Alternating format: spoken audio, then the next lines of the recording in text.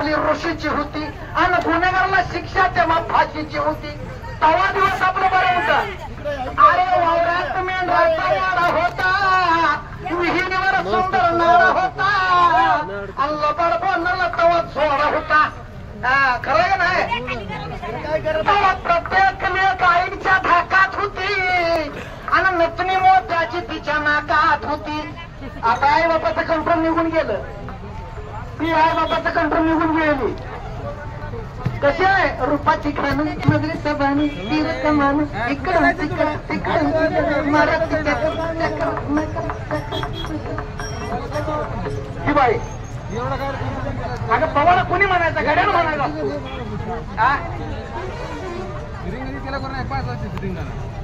अहो प्रत्येक लेक आईच्या धाकात होती, नतनी मोत्याची तिच्या नाकात होती. तवा जरी असं कधी फैकत नव्हता आणि बायकोचा वावग कधी ऐक नव्हता. कारण गडीत तसा भारत असतं. भारतावर मिशा होत्या, कोल्हापुरी चप्पल कार कार कार चप्पल बाहेर वाजली किंवा थर थर थर कापत होती. पाण्याचा तांब्या घेऊन येत होती. आता बाया हिचा आवाज गोड लागायला म्हणून गडीत म्हणलं होऊ द्या पावाडा तुमचा. कधी सडा चित्रावणी झालं. बायको कधी आला नवरा त्याला कळत नाही. बायको नवऱ्यात बायकोला कळतच नाही. कधी आला कधी निघून गेला हे कळतच नाही. तवा दिवस डोंगरात धरा वाहत होता आणि देवळात बोवा गाठ होता.